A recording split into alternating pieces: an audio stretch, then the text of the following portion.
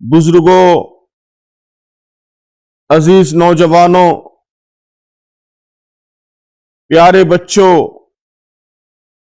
اور محترم ماؤں، بہنوں اور بیٹیوں، السلام علیکم ورحمۃ اللہ وبرکاتہ۔ آپ سب کو عید الفطر مبارک ہو۔ تقبل اللہ منا ومنکم صالح الاعمال، کل عام وانتم بخیر۔ یہ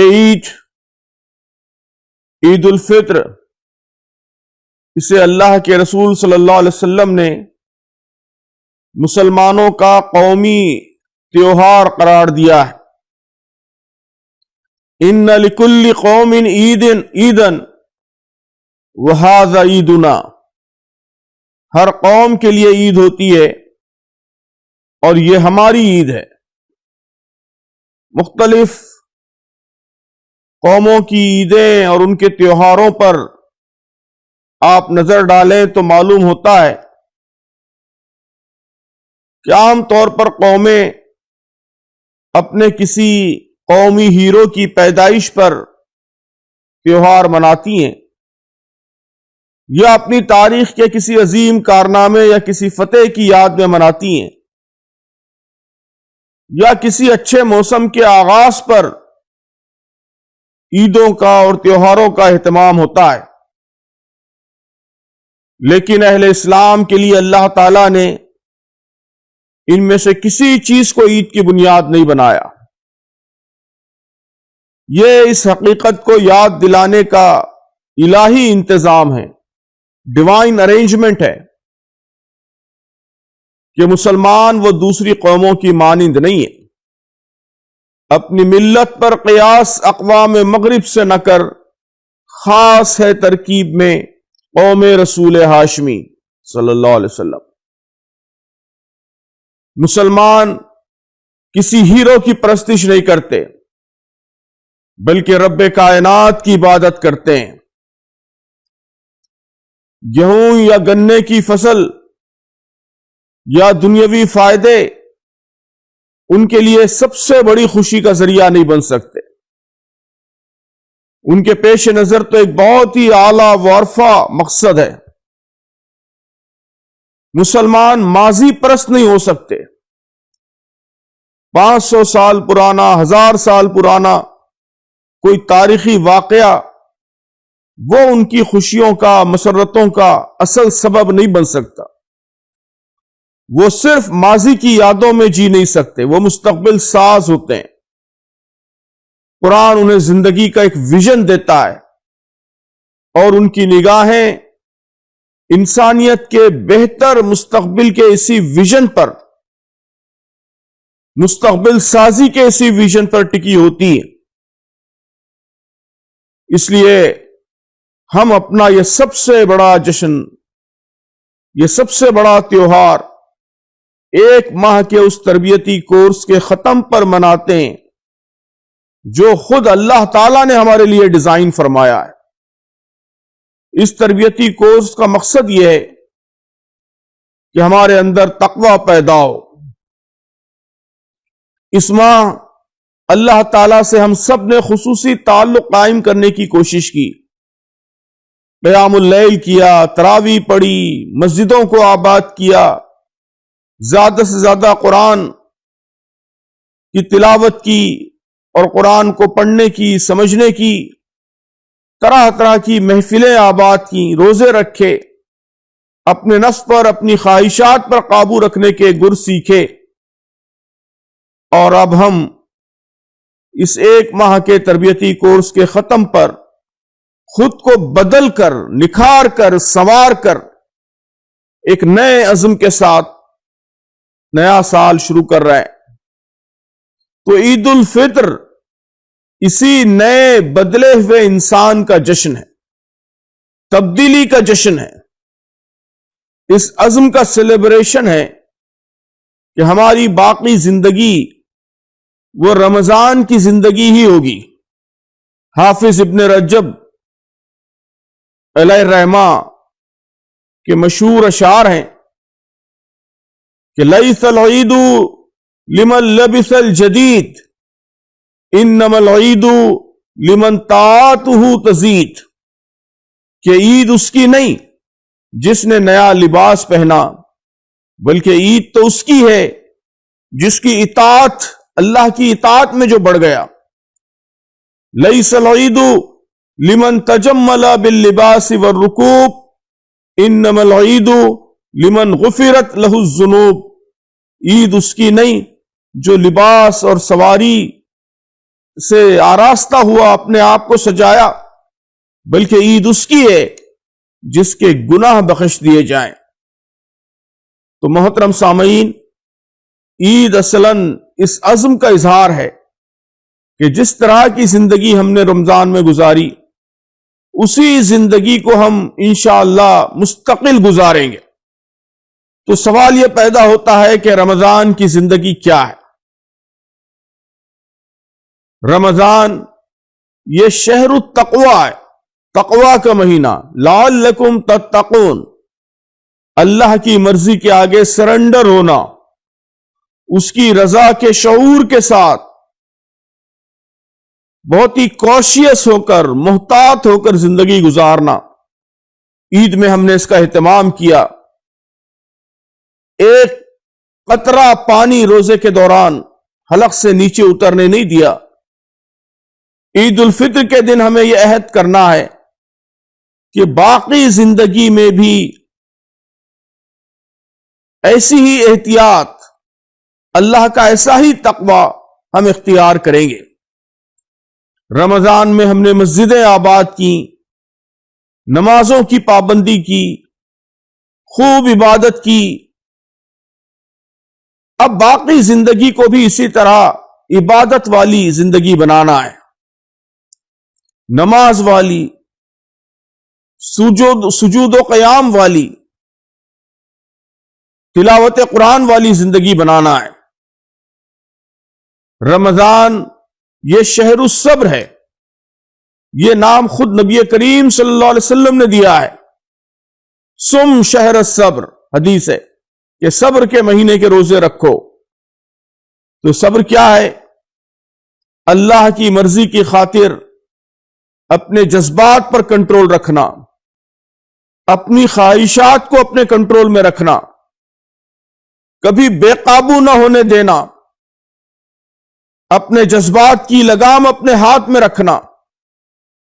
رمضان میں ہم نے اس کی خوب مشق کی، اب باقی زندگی اسی مشق کے مطابق گزارنا ہے۔ خود پر غیر معمولی کنٹرول رکھنا ہے، خواہشات کو کنٹرول میں رکھنا ہے، پرووک نہیں ہونا ہے، اشتعال میں نہیں آنا ہے، جذبات سے بے قابو نہیں ہو جانا ہے، ڈر کے خوف کے شکار نہیں ہونا ہے، مایوسی کے شکار نہیں ہونا ہے۔ لا تیأسوا من روح اللہ انہ لیأس من روح اللہ الا القوم الکافرین، کہ اللہ کی رحمت سے مایوس نہ ہو، اس کی رحمت سے تو بس انکار کرنے والے کافر ہی مایوس ہوا کرتے ہیں۔ تو اپنے جذبات پر کنٹرول یہی صبر ہے، یہ مزاج ہمارے اندر مستقل پیدا ہو جائے تو یہ رمضان والی زندگی کا دوام ہے، اس کا تسلسل۔ ہم سب جانتے ہیں کہ صبر ہی کا ایک اہم پہلو استقامت ہے۔ یہ ماہ رمضان یہ شہر الاستقامہ بھی ہے۔ رمضان میں ہم نے اس کی بھی تربیت حاصل کی ہے، اپنے اصولوں پر، اللہ کی مرضی پر ہر حال میں ڈٹے رہنے کی مشق۔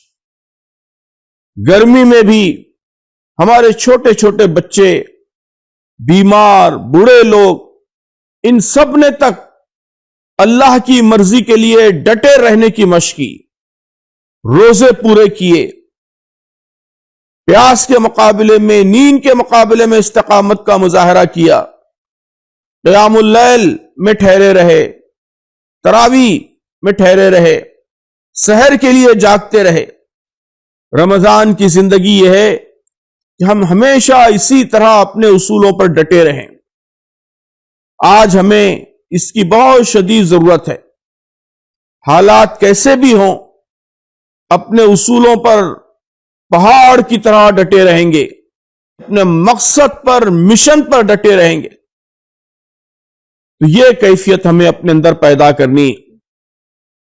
رمضان یہ شہر الجود والمواسات ہے، دی منتھ آف کمپیشن، شہر الجود والکرم، دی منتھ آف جنروسٹی، شہر التعاطف والمرحمہ، دی منتھ آف امپیتھی۔ کان رسول اللہ صلی اللہ علیہ وسلم اجود الناس وکان اجود ما یکون فی رمضان اجود بالخیر من الریح المرسلہ، کہ راوی کہتے ہیں کہ رسول اللہ صلی اللہ علیہ وسلم انسانوں میں سب سے زیادہ سخی تھے، اور رمضان آتا تو یہ سخاوت بہت زیادہ بڑھ جاتی، اور لوگوں کی مدد میں آپ بارش لانے والی تیز ہوا سے بھی زیادہ سخی اور فیاض ہو جاتے۔ اس ماہ ہم نے لوگوں کی مدد کی، صدقے کی، خیرات کی ممکنہ کوشش کی، ہم نے بھوک کا احساس کیا، پیاس کا احساس کیا، اپنے ان غریب اور پریشان حال بھائیوں کی تکلیفوں کو محسوس کیا جو حالات کے مارے ہوئے ہیں، جن کے یہاں 2 وقت کی روٹی کے لالے پڑے ہیں۔ ہم نے صدقے کیے، زکاتیں ادا کی، فطرہ ادا کیا، اس خوشی کو، اس مسرت اور اطمینان کو محسوس کیا جو دوسروں کی مدد کرنے سے حاصل ہوتا ہے۔ اب رمضان کی زندگی یہ ہے کہ یہ مسرت ہم سال بھر حاصل کرتے رہیں۔ سامعین محترم، صدقہ و خیرات یہ راستے پہ کھڑے ہوئے یا مسجد کے سامنے کھڑے ہوئے بھکاریوں کو چند روپیے دے دینے کا نام نہیں ہے۔ بچا ہوا باسی کھانا وہ کام والی کو دے دینے کا نام نہیں ہے۔ صدقے کی اصل اسپرٹ یہ ہے کہ ہم اپنے اطراف و اکناف دیکھیں، حقیقی ضرورت مندوں کو ڈھونڈ نکالیں، ان کی ضرورتوں کو محسوس کریں، ان کی عزت نفس کا خیال رکھتے ہوئے ان کے مسئلے کو حل کرنے کی کوشش کریں۔ رمضان والی زندگی یہ ہے کہ ہمیشہ سال بھر ان کاموں کی ہمیں عادت ہو جائے، یہ ہمارا مستقل مزاج بن جائے۔ رمضان شہر القرآن ہے، شہر رمضان الذی انزل فیہ القرآن۔ اس مہینے اللہ کے کلام سے زندہ تعلق قائم کرنے کی ہم نے سنجیدہ کوشش کی۔ قرآن سنا، اس کا ترجمہ سنا، اس پر غور کرتے رہے، تدبر کرتے رہے، اس سے جذبہ اور حرارت حاصل کرتے رہے۔ اب باقی دنوں میں بھی، باقی مہینوں میں بھی یہی زندگی گزارنی، قرآن سے ایسا ہی زندہ متحرک تعلق، لائیو ریلیشن شپ قائم کرنی، قرآن کو اپنا گائیڈ بنانا ہے، رہبر و رہنما بنانا ہے، کوچ بنانا ہے، مرشد و مربی بنانا ہے، زندگی کا جی پی ایس بنانا ہے۔ سامعین محترم، رمضان کا ایک اہم پہلو جس پر بہت کم توجہ ہوتی ہے، جو ہم نے نظر انداز کر دیا ہے، وہ یہ ہے کہ یہ شہر الجاد والجہد، شہر المجاہدہ ہے، جد و جہد کا مہینہ، محنت اور مشقت کا مہینہ، سخت کوشی کا مہینہ۔ لوگوں نے لکھا ہے شہر التحدی، چیلنجوں کا مہینہ، شہر الحرکہ والعمل، حرکت و عمل کا مہینہ۔ آپ دیکھیے کہ رمضان میں ایک مسلمان کتنا مجاہدہ کرتا ہے، کتنی مشقت کرتا ہے۔ صبح کاذب سے کافی پہلے اٹھ جانا، سحری تیار کرنا، فجر کی نماز، پھر دن بھر اپنے پیشے سے، کام سے متعلق مصروفیات، اور شام میں پھر افطار، کھانا، رات میں قیام اللیل، اس دوران پھر تلاوت کے لیے وقت نکالنا، ذکر کے لیے وقت نکالنا، تدبر قرآن، تلاش شب قدر. تو اس مہینے ہم انتہائی مصروف زندگی کے عادی ہو جاتے ہیں، وقت کا ایک ایک لمحہ استعمال کرتے ہیں. آج ہم سب کو، ہندوستان کے مسلمانوں کو اس کی شدید ضرورت ہے. زیادہ سے زیادہ محنت، خوب کام، بھرپور عمل، وقت کا بہت ہی ایفیشنٹ استعمال، یہ کامیابی کی بنیادی شرطیں. اور رمضان میں اس کی ٹریننگ ہوتی ہے. اب باقی زندگی میں بھی اس کی عادت ہم سب کو ڈالنی. رمضان یہ اڈاپٹیبلٹی سکھاتا ہے، فلیکسیبل بناتا ہے، عادتوں کی غلامی سے نکالتا ہے. آپ دیکھیے کہ اس مہینے ہم اپنی کتنی عادتیں توڑتے ہیں، کتنے روٹینز بریک کرتے ہیں، سونے جاگنے کے اوقات تک بدل دیتے ہیں، کھانے پینے کے اوقات بدل دیتے ہیں. تو سامعین محترم، دنیا میں بڑا کام کرنے کے لیے یہ فلیکسیبلٹی، اڈاپٹیبلٹی، یہ لچک، یہ بہت ضروری ہے. عادتوں کی غلامی یہ ہمیں حالات کا غلام بنا دیتی ہے، ہوا کے دوش پر اڑنے والے خس و خاشاک بنا دیتی ہے. رمضان میں ہم نے عادتوں کو شکست دینا سیکھا، سستی پر، کاہلی پر قابو پانا سیکھا، سخت محنت کی، مصروفیت کی، مجاہدے کی زندگی کی پریکٹس کی.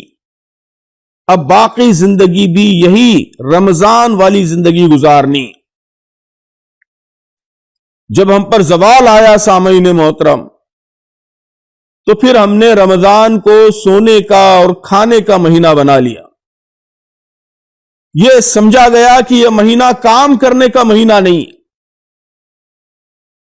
بوجھل آنکھوں اور ڈگمگاتے قدموں اور جمائیوں اور غنودگیوں اور سستی و کاہلی کے گیسچرز کے ساتھ دن گزارنے کا مہینہ ہم نے اسے بنا لیا. یہ رمضان المبارک پر بہت بڑا ظلم ہے.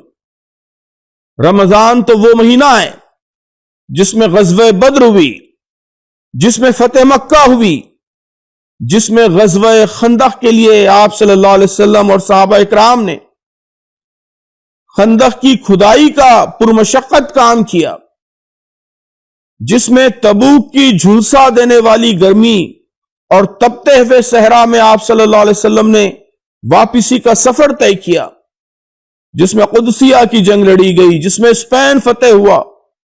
تو ہماری تاریخ کے کتنے سخت مورکے ہیں جو اس مہینے میں ہوئے. تو یہ مہینہ جہد و عمل کا مہینہ ہے، تیز گامی کا، ایفیشنسی کا، محنت کا، عمل کا مہینہ ہے، کوشش کا مہینہ ہے. ہمیں باقی زندگی میں بھی جد و جہد، محنت، سخت کوشی، جہد مسلسل کی عادت ڈالنی. محترم بزرگوں اور عزیز دوستو، اس وقت ہمارا ملک طرح طرح کے مسائل کا شکار ہے. فرقہ پرستی کا، نفرت کا، تفریق کا پوائزن، زہر، یہ تیزی سے پھیل رہا ہے. کمزوروں پر طرح طرح کے مظالم کا سلسلہ بڑھتا جا رہا ہے. تازہ مسئلہ آپ کے علم میں ہے، وقف بل کا مسئلہ ہے. یہ بڑا ظالمانہ قانون ہے جو مسلمانوں کے ساتھ صریح زیادتی، جانبداری اور ان کے مذہبی حقوق میں راست مداخلت ہے. تو یہ حالات ہیں. ان حالات میں ہم سب کی، اہل اسلام کی ذمہ داریاں بہت زیادہ بڑھ جاتی ہیں. یہ ہماری ذمہ داری ہے کہ ہم ملک کو، یہاں رہنے والے انسانوں کو، اہل ملک کو اس مصیبت سے بچائیں. یہ کام اسی وقت ہو سکتا ہے جب ہم خود اسلام کے اعلیٰ اخلاقی اصولوں کے پیکر بنیں. رمضان کی تربیت اس میں ہماری مدد کرتی ہے. ہم اپنے اصولوں پر استقامت کا مظاہرہ کریں. میں ہمیشہ کہتا ہوں کہ پرزیورنس is the best form of resistance. اپنے اصولوں پر ڈٹے رہنا یہ مزاحمت کی سب سے مؤثر شکل ہے. انبیاء علیہ السلام نے ظالم طاقتوں کی مزاحمت اسی طرح کی. ہم اپنے جذبات پر قابو رکھیں، تقویٰ کی اعلیٰ درجے کی اصول پسندی کا مظاہرہ کریں، اپنی ذمہ داریوں کی ادائیگی میں زیادہ سرگرمی کا مظاہرہ کریں، کوشش کا، جدوجہد کا مزاج پروان چڑھائیں، محنت کی، مشقت کی، زیادہ سے زیادہ کام کرنے کی عادت ڈالیں. تو اسی سے ہم ان چیلنجوں کا بہتر مقابلہ کر سکیں گے. آخر میں مجھے یہ عرض کرنا ہے کہ اپنے ملک کے ساتھ ساتھ اس وقت خاص طور پر فلسطین کے اپنے مظلوم بھائیوں کو، بہنوں کو ضرور یاد رکھیں. آپ دیکھ رہے ہیں کہ سیز فائر کے باوجود، جنگ بندی کے باوجود، رمضان کی مبارک ساعتوں میں کس بے شرمی کے ساتھ انہیں نشانہ بنایا جا رہا ہے. یہ مظلوم فلسطینی ساری دنیا کی، ساری انسانیت کی لڑائی لڑ رہے ہیں. ان کی جدوجہد بیت المقدس کی، قبلہ اول کی آزادی کی جدوجہد ہے. ان کی جدوجہد استعمار کے خلاف، کولونیلزم کے خلاف جدوجہد ہے. ان کی جدوجہد ان سفاک عالمی قوتوں کے خلاف جدوجہد ہے جو سرمایہ داری اور سرمایہ پرستی کی اندھی دوڑ میں دنیا بھر کو غلام بنانے پر تلے ہوئے ہیں. دنیا کے سارے ریسورسز پر، وسائل پر قبضہ کرنا چاہتے ہیں. ہمارے فلسطینی بھائی اپنی جدوجہد سے، اپنی قربانیوں سے ان وحشی طاقتوں کا راستہ روکے ہوئے ہیں. وہ سد ذوالقرنین بن کر ہمارے زمانے کے وحشیوں سے، ہمارے زمانے کے یاجوج ماجوج سے ساری دنیا کی، عالم انسانیت کی حفاظت کر رہے ہیں. اس لیے محترم بزرگوں اور دوستو، وہ ساری دنیا کے محسن ہیں. ہماری ذمہ داری ہے کہ ان کو یاد رکھیں، ان کے حق میں دعا کریں، ملک کی عوام کو ان کے مسئلے کی حقیقت سمجھائیں. آئیے دعا کرتے ہیں کہ اللہ تعالیٰ انہیں فتح و کامرانی نصیب فرمائے، شہادتوں کو قبول فرمائے، مظلومین پر رحمتوں کا نزول فرمائے، ظالموں کے شر سے ان کی حفاظت فرمائے، اور جلد سے جلد قبلہ اول کو اور پورے ارض فلسطین کو اللہ تعالیٰ آزادی عطا فرمائے. آمین یا رب العالمین.